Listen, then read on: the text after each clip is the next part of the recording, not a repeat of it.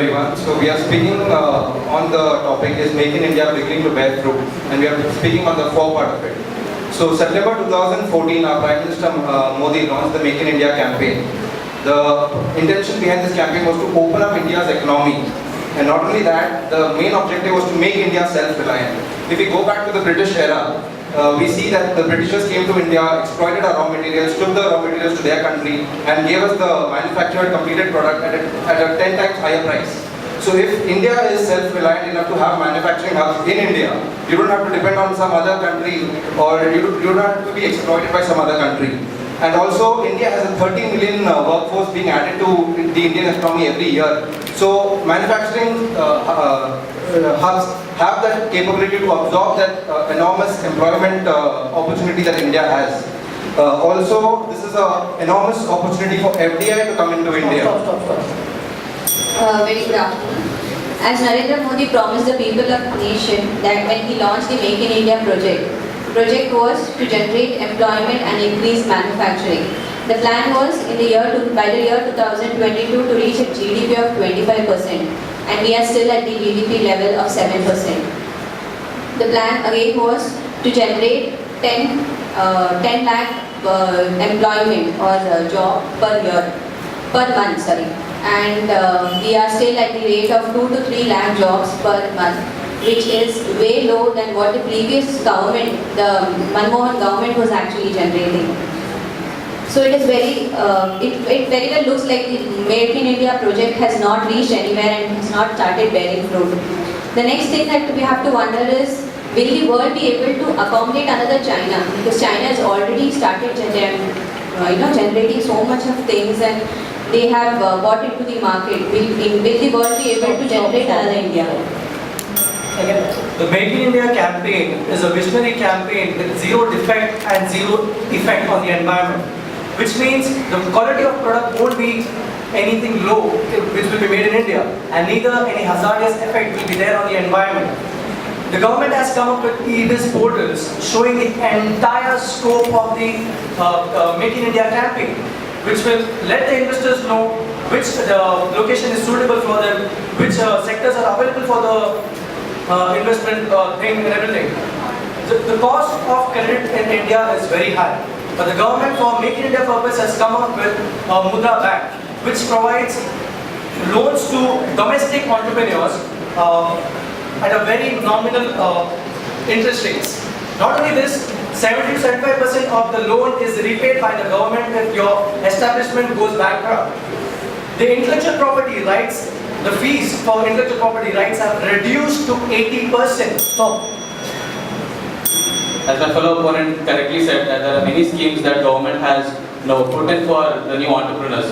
But the process to reach that state is very, very difficult.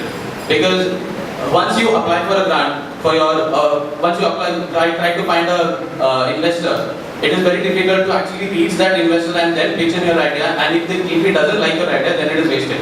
So whatever grants that government gives, it is only the 20%, even if we get a grant, it is only the 20% that we receive. With that 20%, and you having a budget of like 1 lakh and you get around 20,000, tell me how will you complete your project in 20,000 and not total without the amount. Okay, adding to that, we also have the workforce that you said, that 13 million. We have 80% of engineers leaving our country every year for studies and to work. What about them? Is Make in India working? The quality of exported goods is far more better than what we have in what we produce. So the point that you made about investors, you see, India is becoming a potential investor hub right now. We witness a FDI inflow increase of 48% when the global economy is going under a slowdown. India ranks 66 in the world's most innovative countries to do business. If you've heard of Mangalyaan, it is an indigenous technology, low-cost technology that India has developed, and it is capturing the imagination of the world. So we have various other subsidies that government has rolled out for power rates, and let's say you mentioned about the employment for engineers. Most of the engineers are switching to IT sectors because they do not have jobs in mechanical or chemical setup. So if you say let Make in India just go by and let's not have any manufacturing hubs in India, these engineers do not have an option but to switch to IT sectors and other service industries.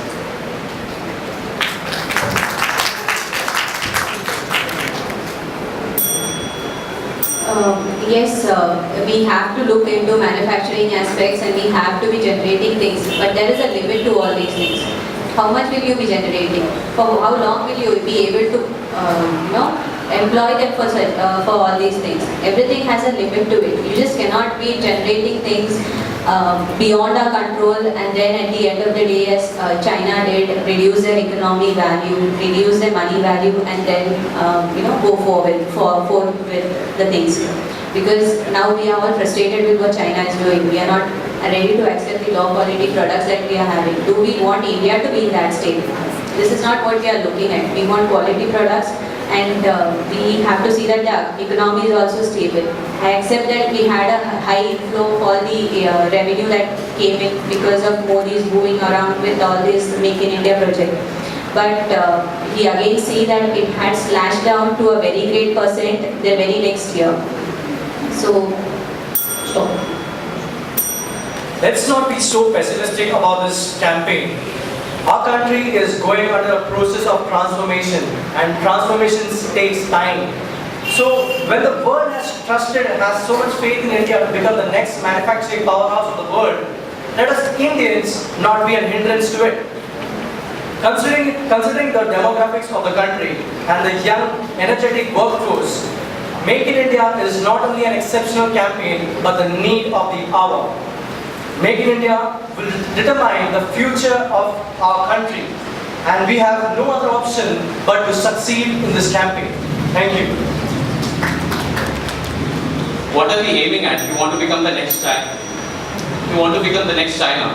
When China itself, with such a huge population, they are not able to control what they are doing. They want to reduce the growth rate to 7%, but right now the growth rate is 14%.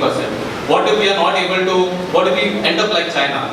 Also, the average Indian age is 25 to 27 years, and the average Indian age of US is 40 to 47 years, which means we are much more capable of what US is.